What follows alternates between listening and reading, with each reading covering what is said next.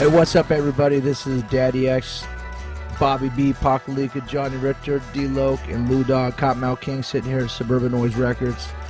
We decided to do a special thing where we give the fans an opportunity to ask a bunch of questions, because a lot of times, a lot of interviews we do with writers, and we wanted to answer the questions for the fans. So right about now, we're going to take about the next half hour or so before we go into rehearsal for the Green album, which drops Tuesday, to answer some questions for y'all. So we got thousands and thousands of questions. The people that work here at Sub Noise kind of whittled them down to the most common questions, and so we couldn't get to everybody's questions, but we're going to get to a lot of them. So here we go. Without any further ado, the future president of the United States of America, people, Pakelika, the visual assassin. Prez, baby, Pac for Prez. What's up, y'all? I'm going to ask the questions today from you guys. I'm the voice of you. All right, the first one's from Erica. She goes, how come you guys never visit Canada? I've been a KMK fan since 6th grade, and I've never seen you play. Who'd like to answer?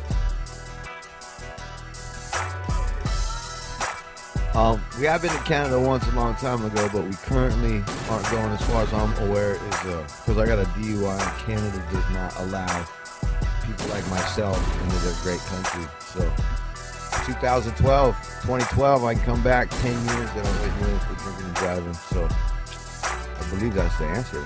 I'm gonna hold it down. Talk next. Thank you for the answer. The next one's from Joey. It goes, I really enjoyed Lady Love's performance on Think For Yourself and Dirtball's Just a Friend, but I haven't been able to find any info on her. What can you tell me about her, and will we be hearing more from her? I hope so. Yeah, Lady Love is dope. Her name is Monique. She's here from LA. She writes and produces all her own music. We've been trying to do a record with her for a minute here. Kind of lost touch with her for a minute because we've been doing so much touring. Lady Love, if you're out there, big up. And a lot of people dig the stuff she's doing. She got good style, she's original, she's creative, and we hope to be seeing her real soon. Thank you very much, Eric. The next question is from Paul. It says, hey, this is Paul Coy from Effin' Choppers, and I was wanting to pitch the idea of fellow bud smokers on building a custom chopper for the band. I have now a drawing for the bike that you can take a look at and give me your input, and if this is something you'd like to have done for the band, I will email or fax you for the drawing. Not really a question, but we'll let an answer happen. Yeah, sounds good, man. Just send pictures. Love to see it. Sounds real good. Thanks. Yeah, we love Harleys. That's really cool. If you got some ideas, you want to make a Harley for a band, that'd be sweet. We'd ride the shit out of it. Thank you, Lou and Loc. We appreciate the answer. The next one is Scarred for Eternity. Yes. Any details for the tour to promote the Green album? Where do you party at when you're in Portland, Oregon? We got some fucking hella chronic. Peace and love to all three above. And oh, by the way, I was in Portland the other day and had one of my KMK shirts on. This dude walks up to me and tells me he was childhood friends with Brad. So I guess this question is to you, Brad. Well, when we're up in Portland, Oregon, which we love the Pacific Northwest, we always chill. Usually we're at the Treetop, which is a special hideout up in the hills there. A friend of ours has a house there. They got grow room, a great smoke room. We spend all our time up at the Treetop. Big up to the Northwest Portland smokers, the P-Town tokers out there. I'm not sure who came up to you, but hey, if they're a friend of yours, they're a friend of mine, right? There is. And the tour plans for the Green album, we're getting ready to leave Halloween night. We're taking off to Phoenix, Arizona, then Tucson, around the Pacific Northwest, and we'll be coming back to do some West Coast dates to celebrate the release of the Green album. And after that, we're going to do some shows in California in December, and then look for the Kottonmouth Kings to be putting together a big tour with, right now it's the Coconuts, the Kottonmouth Kings, Sendog of Cypress Hill, and special guests. That's launching late February, early March. It's going to be off the chain, so stay tuned for that. Good answer, thank you very much. Okay, the next question is from Samuel. What's your recipe for being the best fucking band ever? How did you all start? Did you just say, man, we're the fucking best band from Cali? And how the hell did you sign head to Suburban Noise? Like, did you founded them, or did they founded you? Samuel, what's up, Samuel? Yeah, man, you know what? We just started a band for real, just literally in the back of Johnny Richter's VW bus right in front of D-Locs' house in P-Town, and we're all smoking weed, listening to music, and we decided that we're just going to start writing some songs together and have some fun. And this thing just gradually took on a life of its own. We didn't have any intentions, but we appreciate you considering us to be one of the best bands in the world. That's quite an honor. You guys pretty big right there. As far as getting Head PE on the label, they've been friends of ours for years. We've been going to their shows and knowing about them for over a decade now and everything. And it just happened to be a position where with Suburban Noise, we're in a position to give a band like Head PE their own platform to get out and get their music out and everything. And so I think just the ties from the past all worked together and brought it in. And now Head PE's on Suburban Noise Records, killing it. The next question is from Jason. What is the craziest thing that ever happened to you guys on the road? I don't know. I mean, we've had people up in our tour bus accusing us of stealing their girlfriends' purses and this and that. I mean, we've had instances where guys are going to their trunks of their cars and popping their trunks like, I'm getting the gun out and, shooting up your bus. And then we've had some pretty crazy instances. Our tour manager getting stabbed in the eye with a pin. A few incidents. Bus driver slamming on the brakes. Everybody ends up in the front windshield. Some pretty good incidents.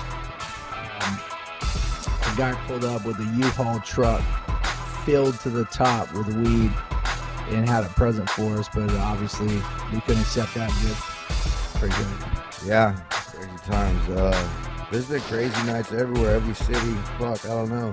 Every night's crazy for us, you know what I mean? I don't know what you consider crazy or what I consider crazy. It's probably a lot different, but let's just say that there's a lot of crazy shit happens, and I just pretty much don't like to tell about it. I don't talk about it too much. Somebody tried to sell us an ounce of weed for $800. Craziest shit ever. For myself, I'll answer this one myself too. Having 30 chicks along the line of the bus, just sitting there waiting to suck my cock. I'm taking 2 at a time, put them in the front, put them in the middle, 2 in the back. You know how we do rotation.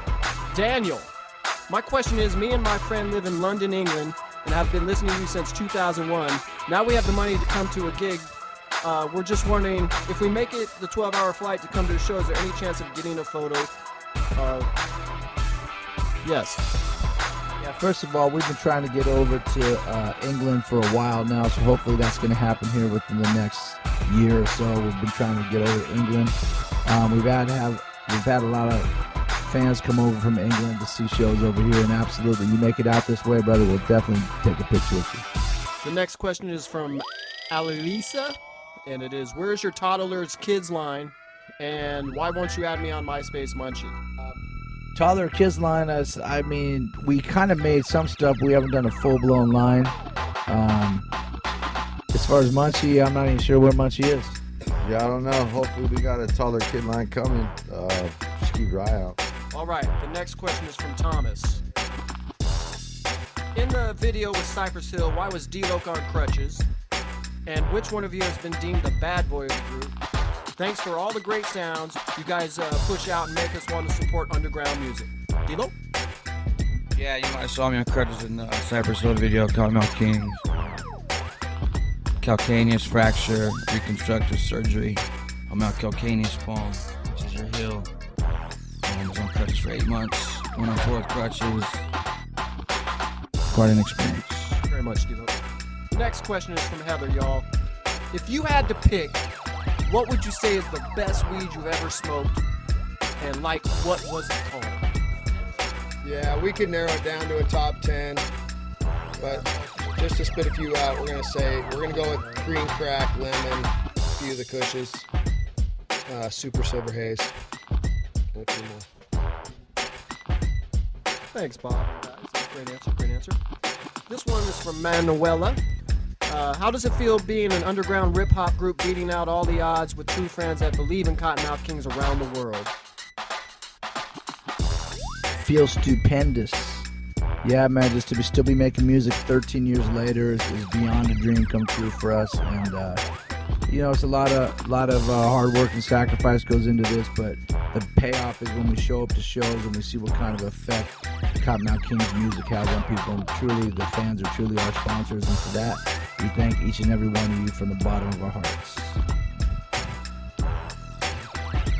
That's rad. I don't think any of us thought that we would actually be going this far, doing what we've done in our music careers, or as a label, or as a band, or traveled as much, or would have had so many fans when we first started. I think that definitely surprised everybody, and I'm just, we're stoked for it. You know what I mean? Got me getting a lot of love, can't hurt. You know what I mean? Everybody likes to be liked. All right. The next question is from Steven. Hey, I was wondering what BLL meant. Back Lounge Loadies, baby. That's right. Most exclusive group there is. That's right. You got to be 10 years back of the bus smoking weed. You know what I mean? Been there 10 years plus smoking weed in the back. Me, D-Loc, Richter, Bobby B. BLL. There's a couple sub-members that are in it. But, that's pretty much the... Yes, honorary. Good answer. You know what I mean? Oh, what? D-Loc has something to say? Basically, we get bored in the back of the bus and think of new shit to do. And so we all sit around each other all day long. We're just like, let's just get a tat of our kicks. That's it, guys. All right. This one is from Michael. A few months ago, or longer actually, I spoke to D-Loc at Peabody's, a local venue in Cleveland, Ohio, about a collabo deal. He told me $2,000, and I was wondering, what would that come with? Would I have to provide the beat? I'm just curious, and all I think it would be so dope to have any of the Kings on one of our tracks. All right, hold on. Here's your answer. Yeah, I thought when you're talking to me, it was more like you had the beat, you had the song. There's a 16 bar. When you're talking about money, I'm serious. You give me 2 G's, I'll lay some shit down. I don't know about these guys, but you speak on it, Richter. You like to hear Richter rap on 1 for 2 G? The price has gone up recently. It's cost a little more than that, but hit it up. If I feel the vibe of the whole project, you know what I mean? I'll just jump on anybody's shit. Not even for money, so what kind of money? You got enough of it. We'll play it out. Yeah, usually when people ask us to appear on records, they usually will have the music. If he wants to produce a song or something like that, that's a whole nother thing. But if you're usually asking us to guest appear on your record, you usually have the song together and you have an open concept. Usually, we traditionally don't really make records with people we don't know, but there probably are exceptions to every rule. We definitely like to probably hear the music first. And yeah, that's about it. And there you go. All right. The next question, Crystal. Why do you guys promote voting now? What has changed since Royal Highness that makes you feel we can make a difference in that way?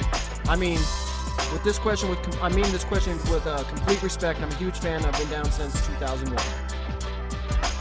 That was, we had put some things, that was Voting Doesn't Work is actually a quote from a Corporate Avengers song. At that time, Bush got put back in office, and when he didn't even win the election in the state of California, we had voted in 215 for medicinal marijuana, and the people voted for approving medicinal marijuana. The government stepped in and overturned the people's will and their votes, and the federal government came and started shutting down cannabis dispensaries and clubs and growers. And that's what we say, voting doesn't work. If they don't like what we say, we the people, if the Constitution is based on we the people, if they don't like what we the people say, then we'll stop it in the courts. And pretty much that was a reaction to the federal government overturning the state regulations on the medicinal marijuana laws in California, which I think is bullshit. And I think they can't stop the force of the people, because look at 8 years later, there's dispensaries everywhere up and down California. The feds come in, raid them.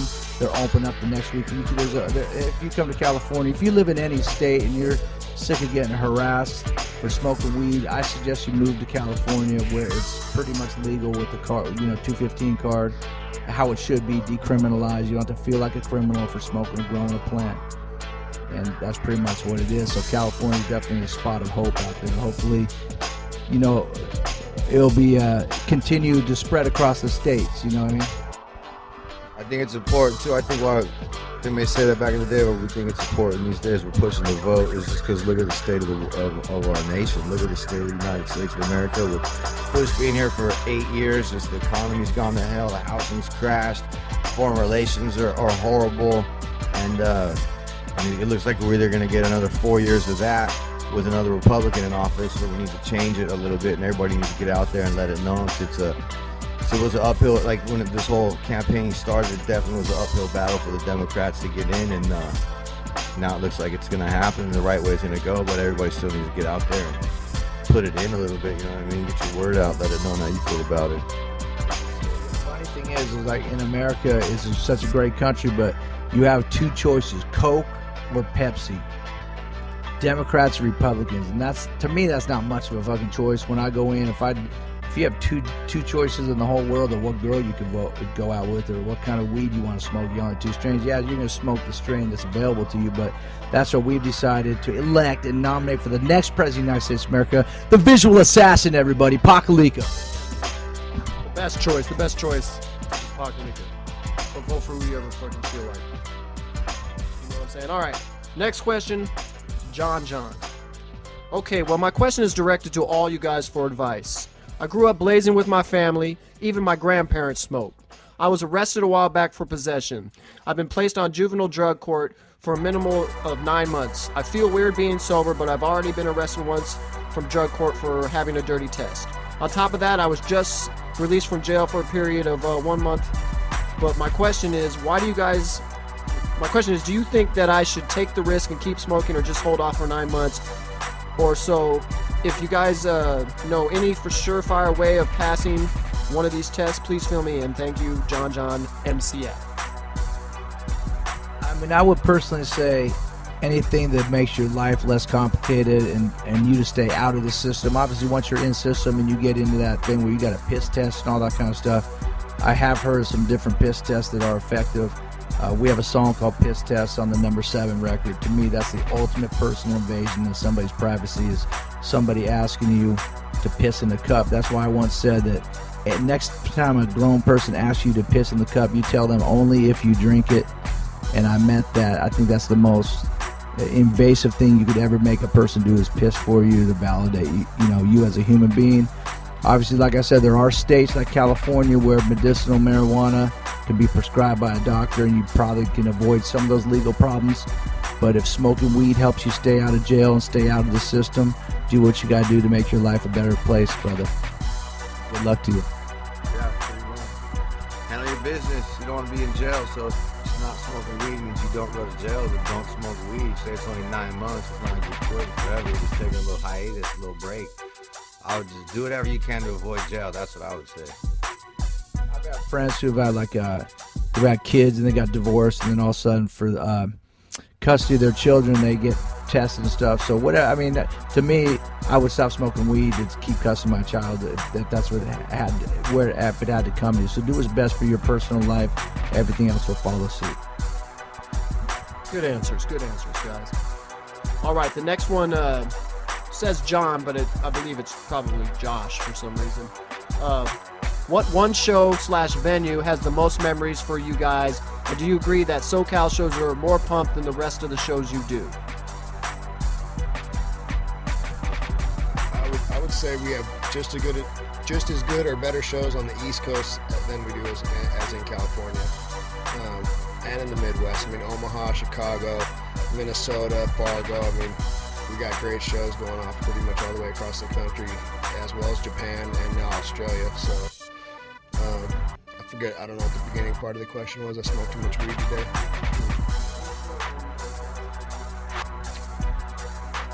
I can't really pinpoint one.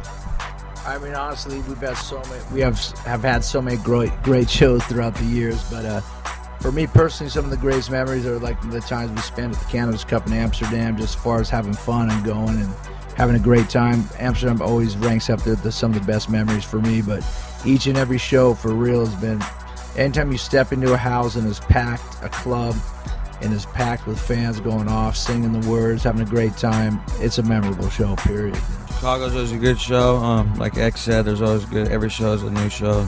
Every show has something special. Chicago always sticks out to me a little bit. The crowd's real hype, and we're doing it for years there. We have a good little connection with the people in Chicago.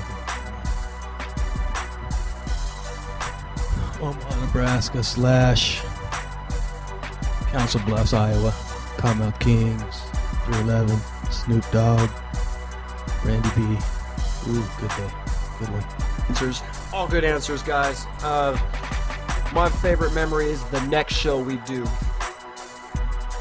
And so on. All right. The next question is from Little D-Man 4444. When is King Spade coming back to Vegas? I don't think we tentatively have anything booked in Vegas right now, but we're definitely trying to get back out and do some shows. We're a little busy right now with the Green album coming out with the Kottonmouth Kings.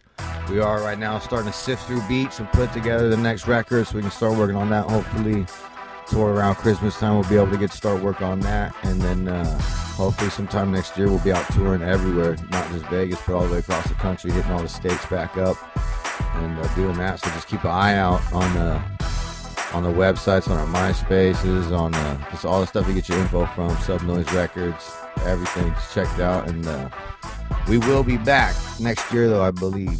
So check it out. Right, good answer, good answer. Next is from Nicole. What's your inspiration for your music, and who do you guys look up to? Pretty much all the old school hip hop artists and all the old jazz musicians who brought like that whole sound of what we started sampling back in the day to make hip hop.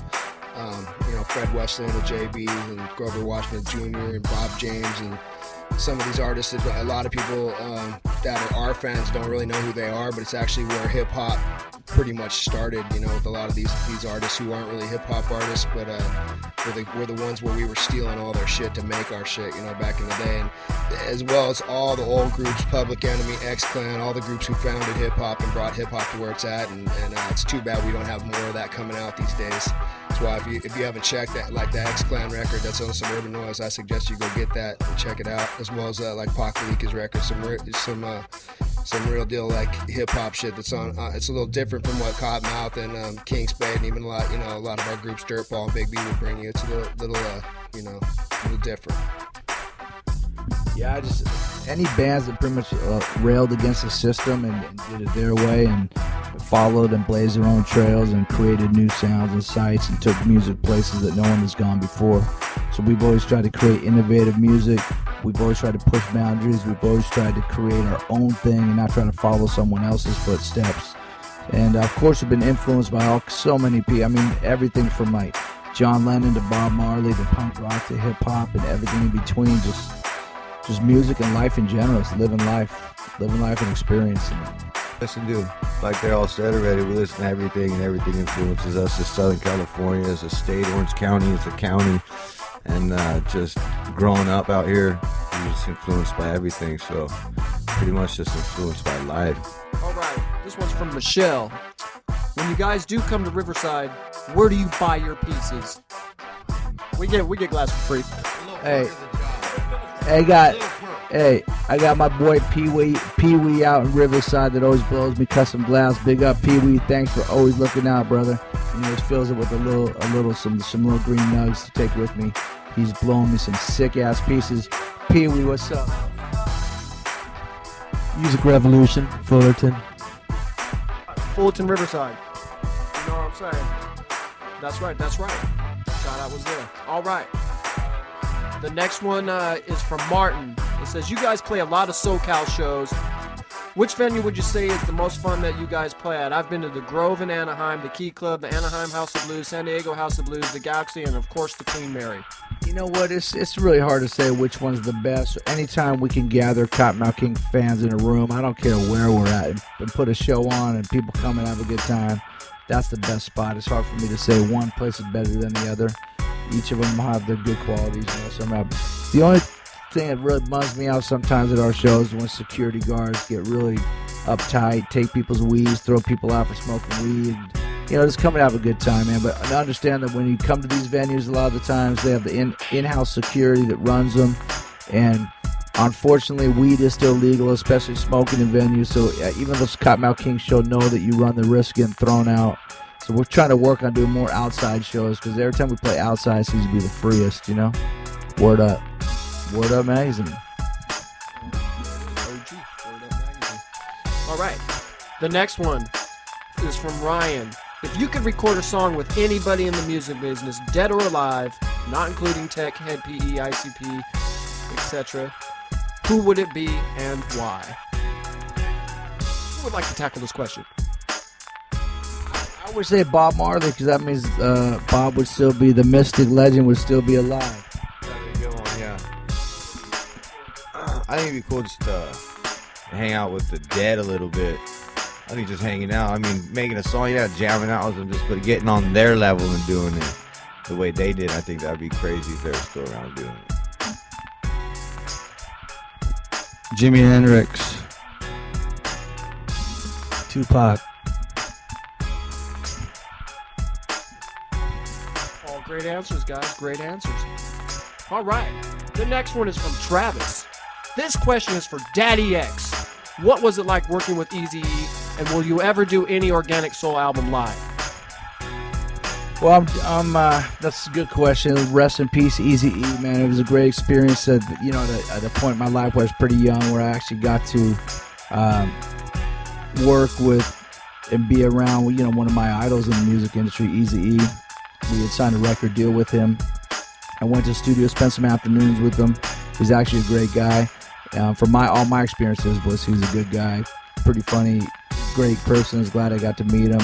Definitely influenced me as far as thinking, and obviously watched what he did with Ruthless Records, and definitely was one of the influences in starting Suburban Noise. Anytime, I think all the punk labels like Discord, Epitaph, Fat Records, labels like that, as well as the hip hop records, No Limit, Ruthless, Death Row, Def Jam, all those. I always looked at those independent labels and kind of modeled Suburban Noise as a combo of those hip hop labels and the punk labels, and the whole philosophies behind them. So I think that was the influence as far as Daddy X doing his Organic Soul live.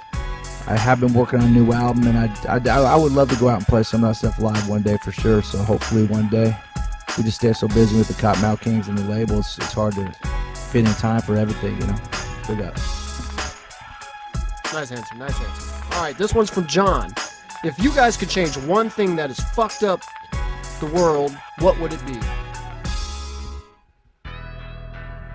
I would say organized religion has caused more damage and created more wars and people suffering between that. I realize we're all human beings sharing this planet, and let's try and live in harmony on it and start taking care of the planet.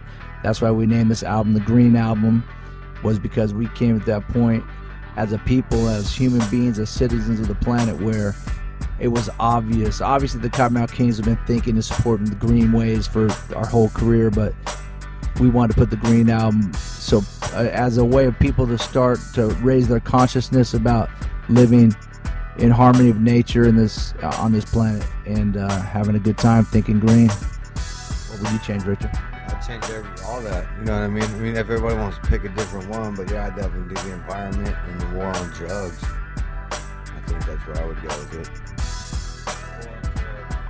Look, says the war on drugs. Bobby just wants real wax back. I'm kidding. This is the war period. Me, I'd get rid of the whole concept and illusion of money.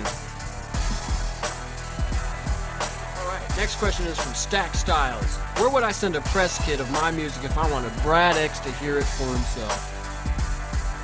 Well, anything. Hey, since you're asking, hey, you can send it to Suburban Noise Records. Obviously, we try to listen to everything. We don't get to listen to everything, but we try to listen to it. So, attached with a personal note, I'll definitely try to check it out. Obviously, with being an independent label here, Suburban Noise, we're really limited. We're really limited to how many acts we could actually take on. So, my encouragement would be to you just to write, make the best music you can make, push your career as far as long as you can, use MySpace, utilize the technology to get as far as you can, and that will make it more interesting for a label like to want to work with you if you've built up a big MySpace following, a big, an internet presence, some shows under your belt, do local shows, you start, putting people in the club to come see you play. Those are all things that a label looks at, because at the end of the day, we really, it's hard for us to break groups from the bottom up. Nowadays it takes bands to be self-motivated and really push their own career, and then we can facilitate helping market and distribute you. But I would just recommend just doing as much as you can on your own, and don't rely on anybody else but yourself. And then when the time comes for someone else to help take your career to the next level, maybe something like Sub Noise or another label will be there to they'll make sense for you. Awesome answer. That answered the question for Nate and Martin as well. Pretty much that answer. So good job with that. So we're gonna go to Selene. Will you guys ever perform Life Rolls On in a concert again? I've been to the last 5 shows you guys have had near Reading, Pennsylvania, the Chameleon Club, the Electric Factory, etc., etc. And they were amazing shows. I just want to know if it's possible to play Life Rolls On. It's my favorite song. I basically live by it every day. Hope to hear from you. Yeah, I definitely. We actually thrown in a couple shows recently. We have done it. We're starting to bring it back slowly or whatever. But with us, we kind of put together our sets like almost on a nightly before we go out there. So that's always in the mix. It could be thrown in, it could not, but it's always on deck to be able to play. So yeah, you will see it again one day. What do you think, X? Yeah. It's a great song. One of the things with Life Rolls On for the Green Album that we decided to donate a percentage of the profits from the Green Album towards nonprofit charities. And one of those charities that hits close to home is Life Rolls On, which was started by Jesse Billauer. How do you say Jesse's last name? Billauer. Jesse, Life Rolls On, Jesse Billauer.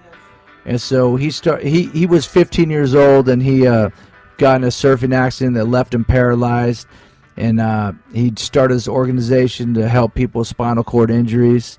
And so that song, and he named his organization after that song. Obviously, it made sense. Life Rolls On. He's in a wheelchair, so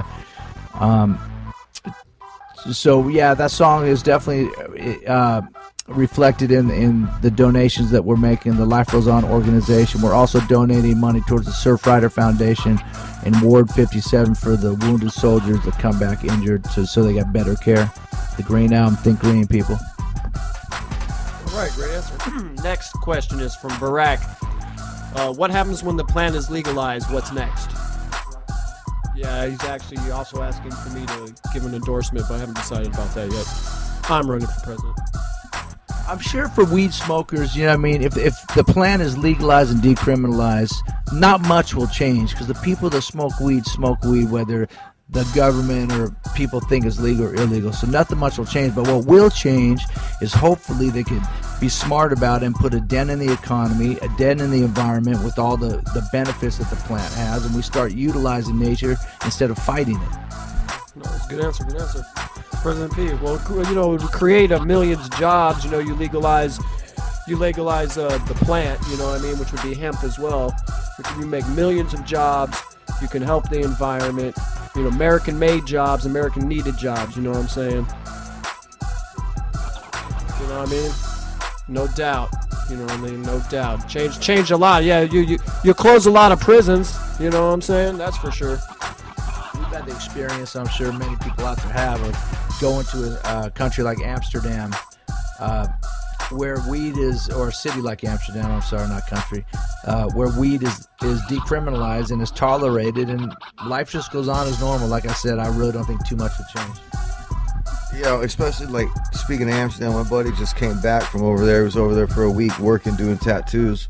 Ben Corn, and he said that he was the only one over there really burning. Everybody was hanging with, nobody even smoked pot. Like, it wasn't even that big of a deal. Like, I don't know if the government thinks that if they legalize it, it's just gonna, or decriminalize it, that's just gonna run rampant, and that's gonna be the thing everybody's doing. But even in a place where it is legal, the people you would think would do it, definitely they weren't doing it. No, but they're over it. So I don't really see the big deal. I guarantee you will not see the destruction that alcohol has had on society with weed. I promise you that. That's the truth. All right. The next question is from Cincy Way. How much would it cost to bring the Kings to Olympia, Washington's Hemp Fest?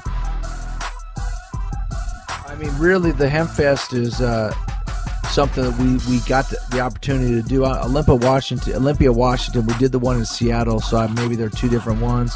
Contact Suburban Noise Records and Kevin Zinger. He's our manager. Contact him through the email and, you know, let us know all the details. Obviously, we try to lend ourselves to those types of events just give us some details on it. Hopefully with our tour schedule will work out.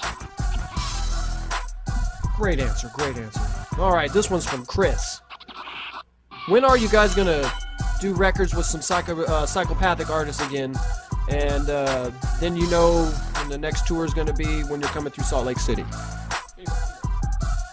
Well, the next time Salt Lake City is on the tour books is on that the Green Record tour. That's when we go back out end of February, March, and the one with the Kottonmouth, Kottonmouth Kings, and Sen Dog, and Salt Lake City will definitely be hit. As far as doing some shows with psychopathic artists, yeah, we're always open to do shows with psychopathic artists. We've done in the past, and hopefully it will happen soon. We've been trying to do a Lou Dog is back, people. We've been trying to do a I love to see a tour with ICP and Kottonmouth Kings again one day. I think that just for history's sake, I think that'd be a great thing. Pretty much answers Phil's question too. Was would you ever have a psychopathic strange noise tour? Pretty much. Why did you choose the name Kottonmouth Kings?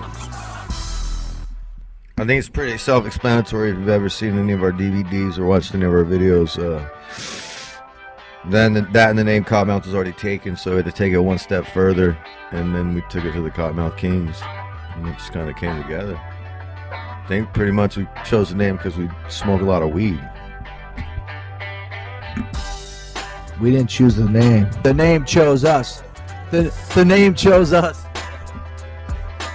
All right. Kevin Zinger. Kevin Zinger. Yes.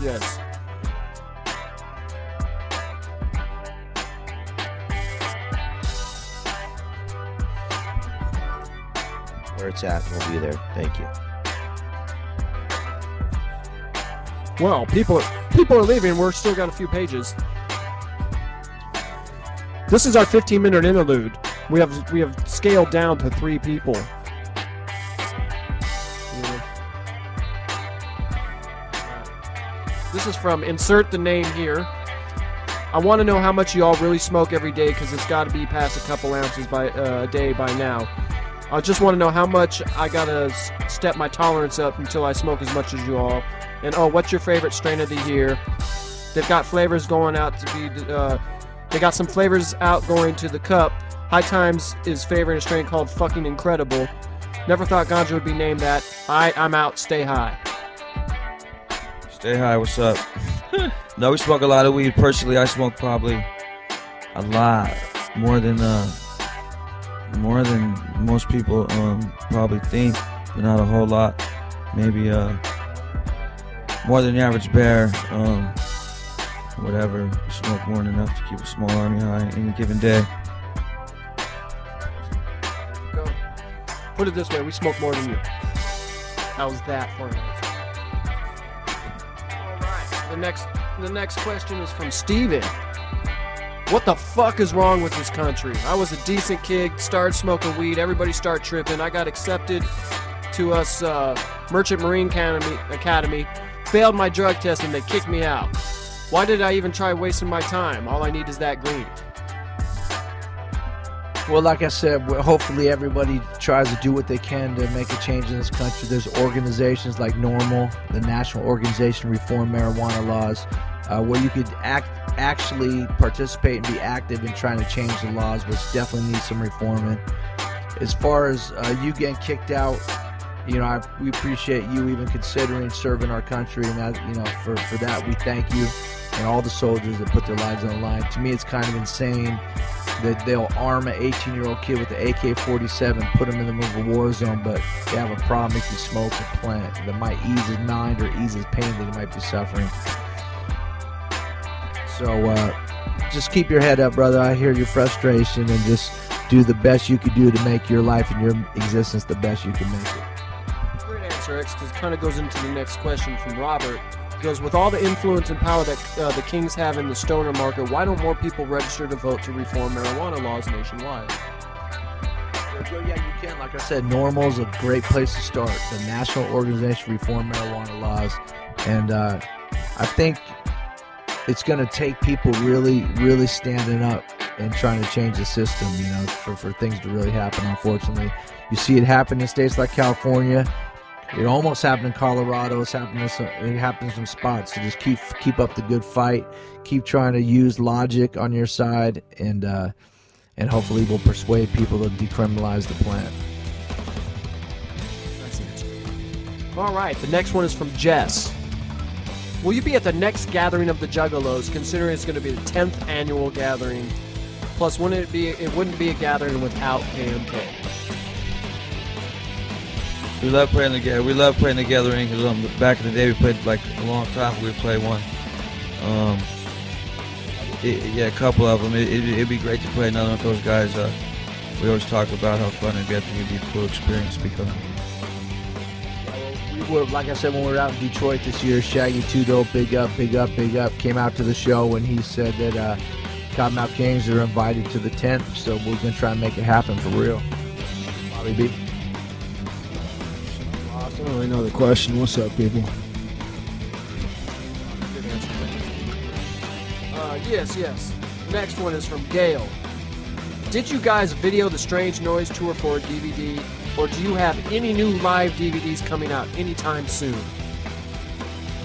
Yeah, we actually have had film stuff from both years, and we plan on putting out a Strange Noise CD DVD, which will contain all the songs that we've done together with, you know, Tech Nine and Strange Camp, Big Chris Calico, Cut Calhoun, What's Up, and there's going to be a DVD also in it containing videos we've done together, all the artist video and a bunch of, you know, behind the scenes and show clips and all that stuff. We're trying to put together, hopefully to be released before the next Strange Noise tour. Stay on the lookout. Good question.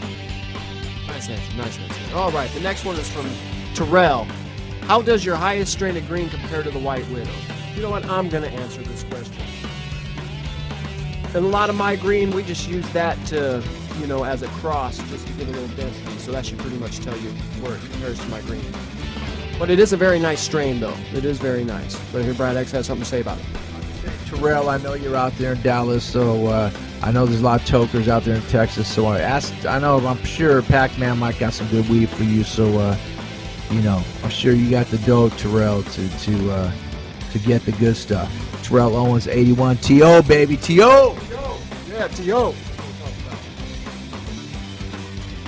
This one's from Christina. What do you guys like doing during off-tour time?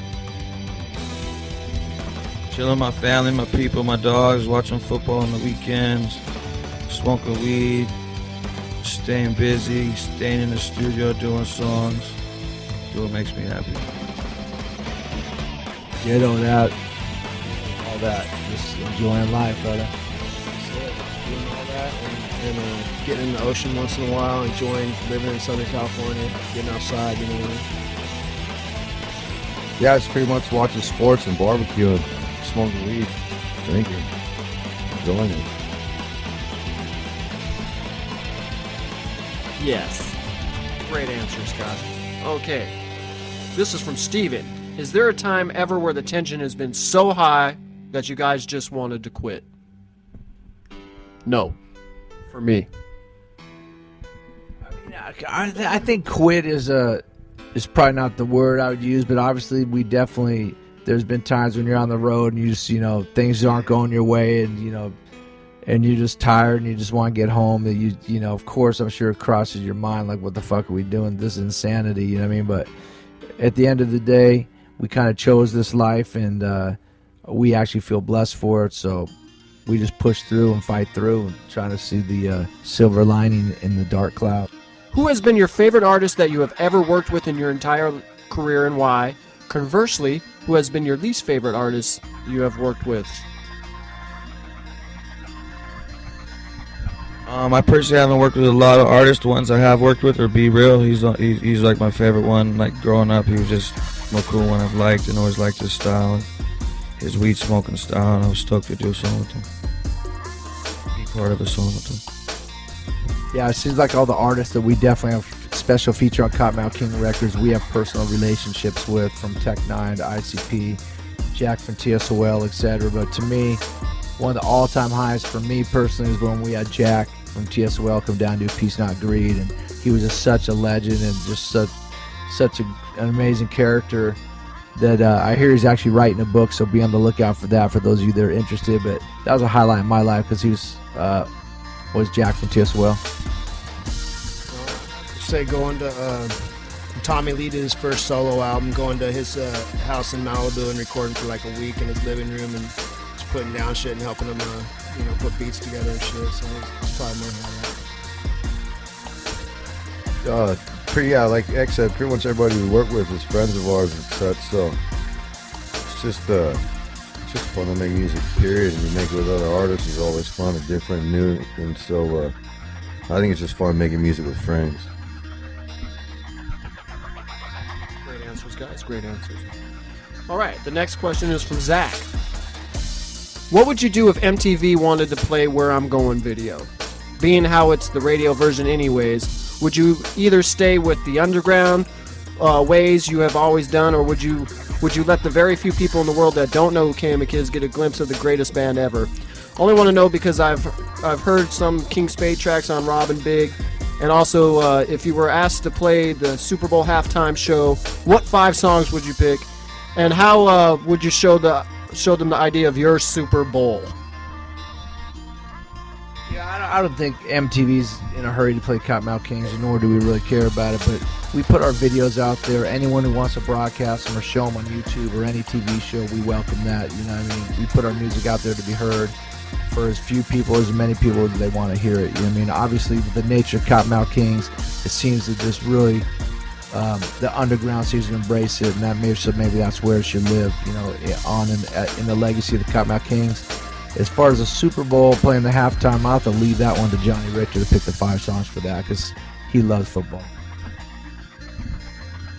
Wow. I don't know. We'd have to probably do Pack Your Bowl off the new record. We have to do. I think we just have to do a hip hop song. We have to do 2 hip hop songs, and I think a nice sing along. Can anybody hear me? I think would be a good one for it. I wouldn't really know. Something to really get into the weed smoke. It's so high, maybe, or something. Just something to trip people out. A DJ breakdown and Pakelika's breakdown will do that for 2 of them. Hopefully, when they legalize weed, there'll be some like Purple Haze or Silver Haze, or White Widow or Green Cracks sponsoring the Super Bowl, just like Budweiser and all the alcohol companies do. So, although it might sound far-fetched right now, don't be surprised, man. If you see the Kottonmouth Kings, you seen the Rolling Stones back then, they were throwing bottles at them at one point. You know what I mean? You seen Prince up there, Tom Petty. Come on, Richter. Think about it. We're playing the Super Bowl, baby, 2025! I have a Super Bowl every night, baby, every night. Next question from Ryan. Obama or McCain? Pakelika for president, baby. Coca Pepsi, I don't drink soda. Pac for president. Next question. There you go. Not the old guy that wants to stay in Iraq for 100 years at $4 million or $4 billion a week. You guys figure it out. All right. This one's from Brian. Oh, it's the same kind of question again, but whatever. How much weed do you guys really smoke in a day? And I also would like to know if you would be willing to do a smoke-off. Yeah, you'd lose, but whatever. The only people that can hang with me, they're in the crew. Sometimes they beat me, but they're in my crew. It's okay. So let's see. Next question is from Philip. Sorry about that. After all these years of making it big in the music industry, smoking herb and chilling with probably the best people in the world has to offer, is there anything left that you all want to accomplish? I think we're still doing it. We're still doing music. We're still playing with a lot of cool people, playing a lot of shows. And there's a lot left still to come, and we've accomplished a lot, and I've had a lot of fun. I'm sure there's a lot of good times to come. Sounds good to me. My biggest goal is playing the Super Bowl in 2025. And NBA All-Star Game. Yeah, I want to get over to Europe for sure. That's one of the goals, I think, for Kottonmouth Kings, is to get worldwide with our message, and just make it like a constant thing where we can travel the world doing what we do and just changing it little by little, doing what we can. I think that's definitely the goal, and just to keep going. Great answer. All right, this one is from Kelsey. Does J. Rick have a younger sister who goes by the name Roxy? I know her, and she's so sweet. No, sir. I got 2 brothers. I don't exist. Ha! Somebody's been lying to you. All right. Next. This is from Sarah. It's a question for me. I want to know if Big Pac is serious about running for prez. I'm running for president until weed is legalized. So I'm probably going to be running for my whole lifetime and somebody else's whole lifetime, too. So, you never know. All right. The next one is from Carissa. With all you guys, what is all your guys' favorite song to perform live? And and what's the coolest thing you've ever received from a fan? I like playing. I don't really have one favorite song. We have a lot of cool songs I like playing. There's a lot of different energy in our music. So I don't really have one favorite song to play. I don't remember the second question, but maybe Brad, you can answer it. Like I said, like D-Lo said, not me.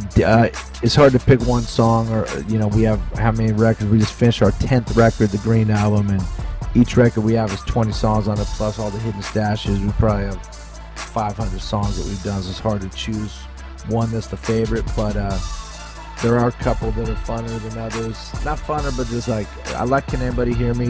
Live is fun. That's your favorite? Johnny Richard says, Can Anybody Hear Me? The best gift I ever got from a fan was a nice family out in Albuquerque, New Mexico. The father carved us these great out of silver Kottonmouth King pendants. That was pretty nice. And this other guy carved me out of a wood log a Kottonmouth King wooden chair. That was pretty dope. I still got that thing. I think things that people make like by themselves or take their time to make, that people give us drawings and paintings and everything, like I said, the necklaces, and so I think things that you can tell people spent time doing and tripped out. Those are pretty much, I think, the coolest things to get, besides free weed. Always love the free weed. Yes. I've got a couple cool thrones made by some fans though too, so just put that out there. That's right. More than one. Yes. Okay. The next question is from Randy. In big capital letters. How come you guys never did a song with Snoop or Cheech and Chong? Obviously, we'd love to do a song with Snoop Dogg.